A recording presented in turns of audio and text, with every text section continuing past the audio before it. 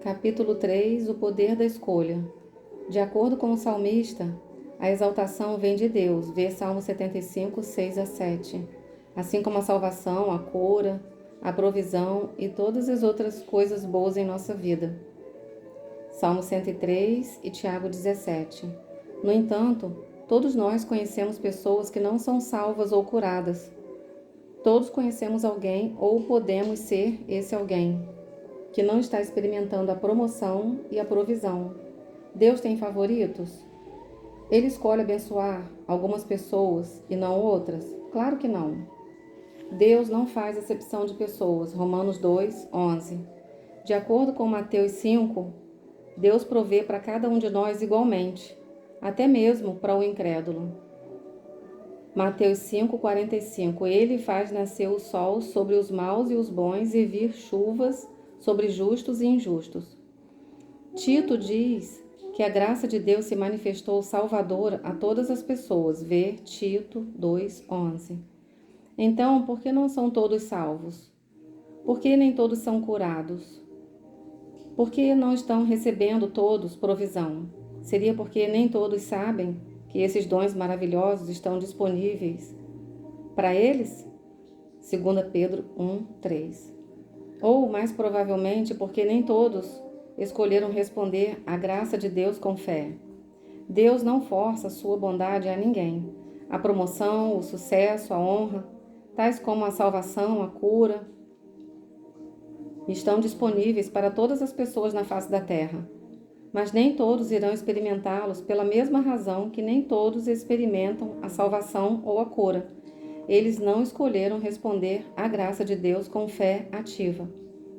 Ora, aquele que é poderoso para fazer infinitamente mais do que tudo o que pedimos ou pensamos, conforme o seu poder que opera em nós, a ele seja a glória na Igreja e em Cristo Jesus por todas as gerações, para todo sempre. Amém.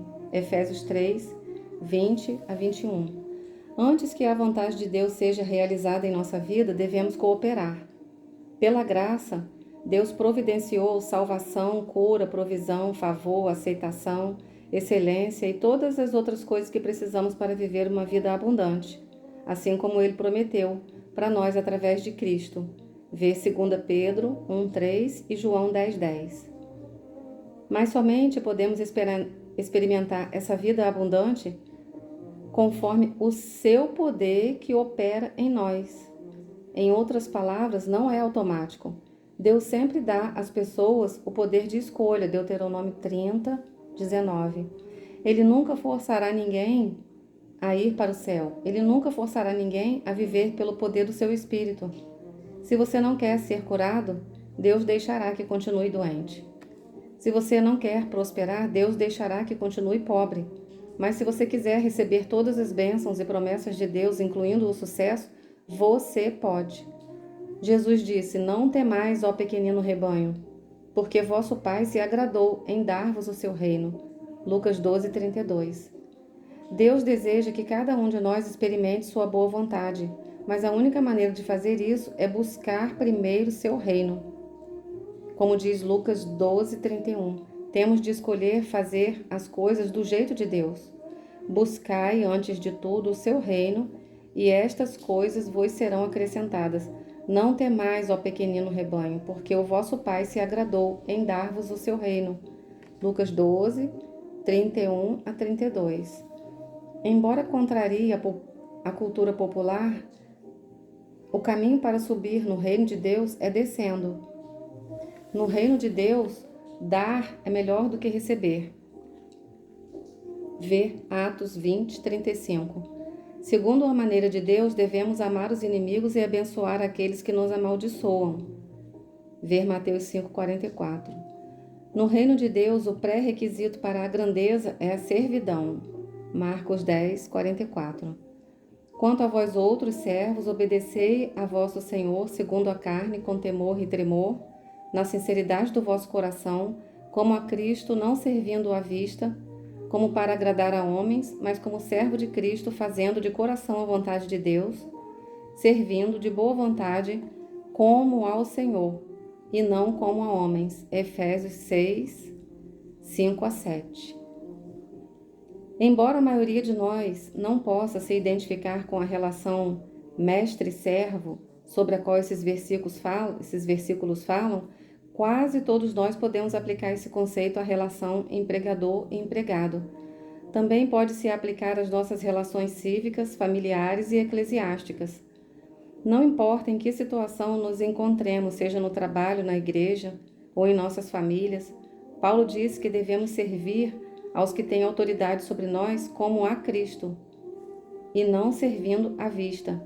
Muitas pessoas só servem seus chefes ou suas famílias na frente deles. Em outras palavras, só trabalham duro ou fazem a coisa certa quando alguém está olhando. Tudo o que fazem é para impressionar os outros.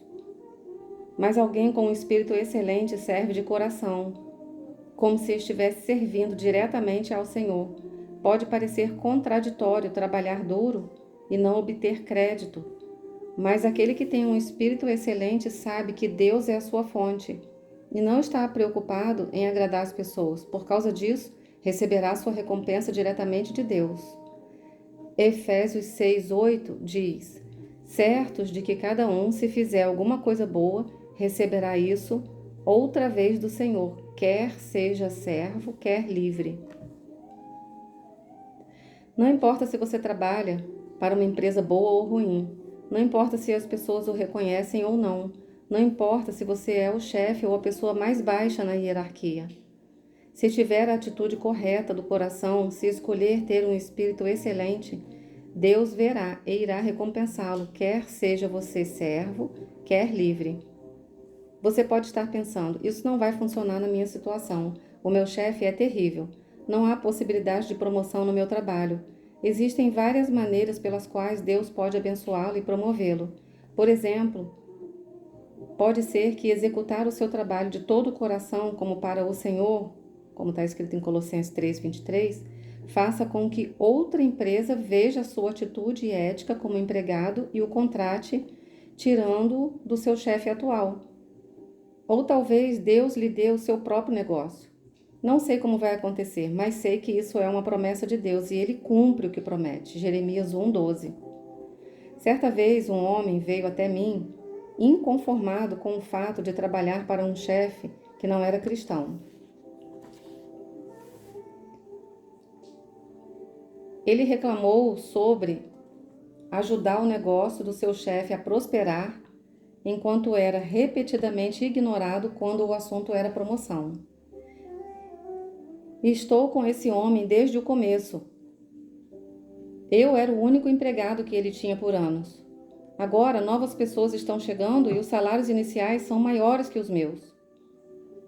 Ele está promovendo os outros, em vez de a mim. Não é justo. Eu sou o mais velho. E ele continuou reclamando e reclamando.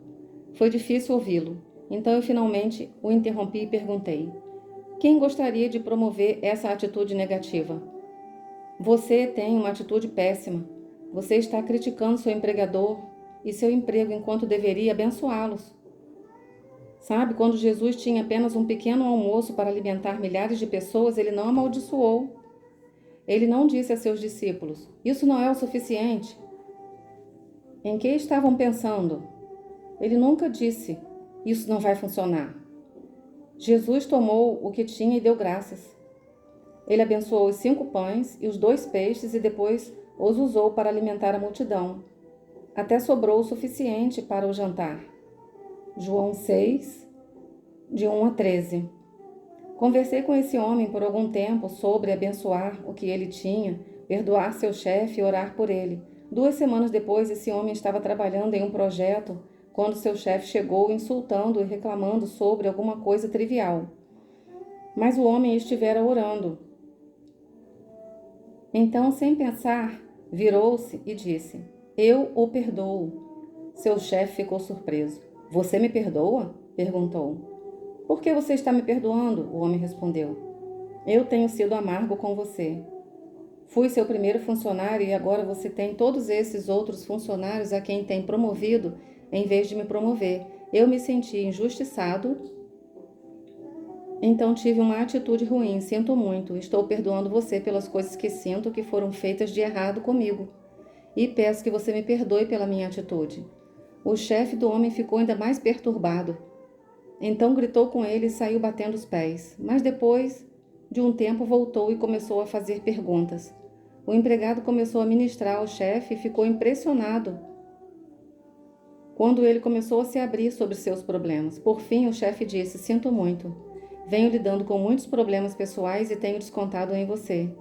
Os dois homens se tornaram amigos e, dentro de um curto período, o homem com quem falei foi promovido acima de todos os outros na empresa.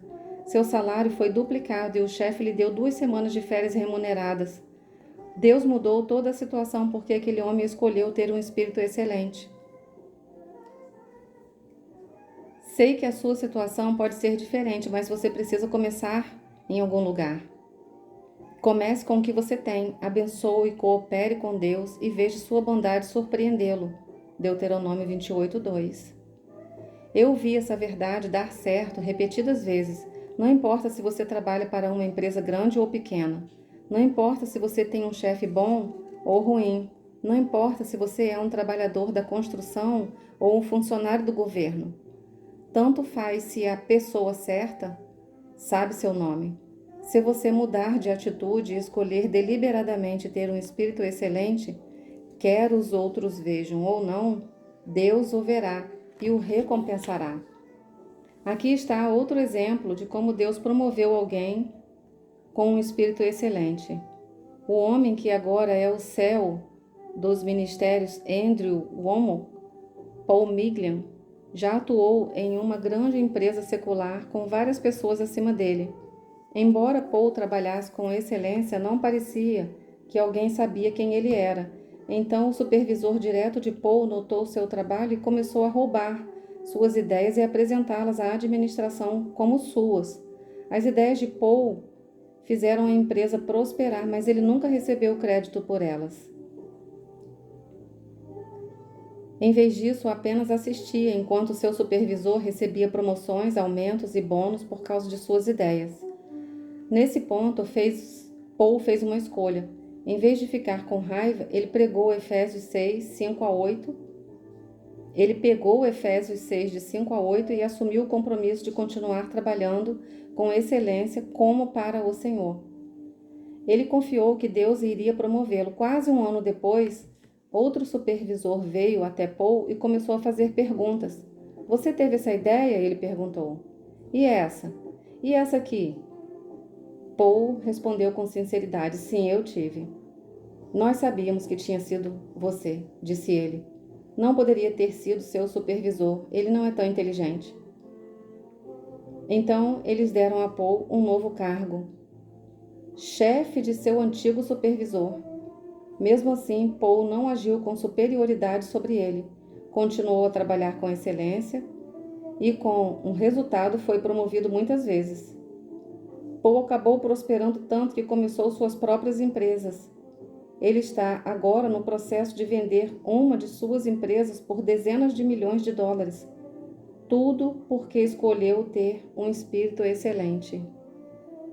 Então esse foi o capítulo 3, que tratou do poder da escolha.